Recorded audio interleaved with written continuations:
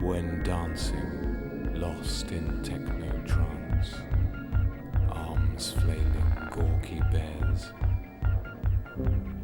then find you snagged on frowns, and slowly dawns, you're jazzing to the bleak tone of a life support machine that marks the steady fading of your day-old baby daughter.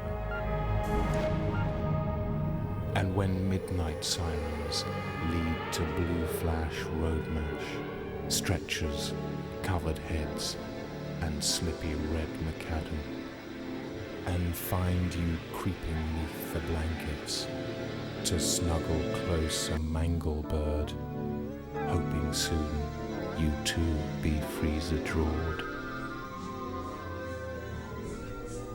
Then welcome. Ooh, chemotherapy wig, welcome.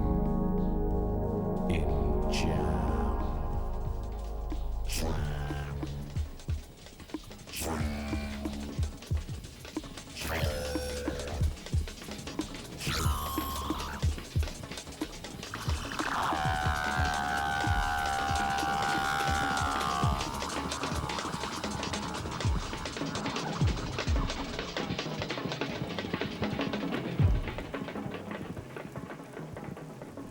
It's about Ryan. Oh. In trouble, is he? Well, he isn't. It's more Martin. Martin? I've got into a bit of a mess, Max. Mess? And we felt, because you're Ryan's godfather, you could help. Right. I'll take my place for a bit. Take your place? You see, Ryan met this guy, Dave, at the pub. We had pretty strong suspicions about Dave.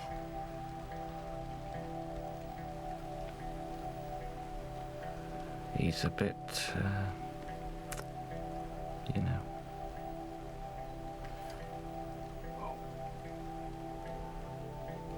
And we really didn't want Ryan going that way. No. So I went to the pub and met Dave to take his mind off of Ryan. Mm-hmm. Ended up having to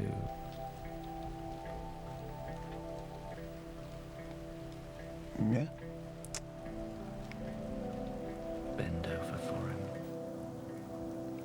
Bend over? In bed. Bend over in bed. Keep him away from Ryan. Oh. It's been going on for 6 months now. More than 3 times a day at weekends. I need a break, Max. If you could take over for me, just for a couple of weeks. If you drink quite a lot, it's not so bad. And he gives you this sniffing stuff, which makes it easier. Well, I really don't know. I've been doing my bit too, Max.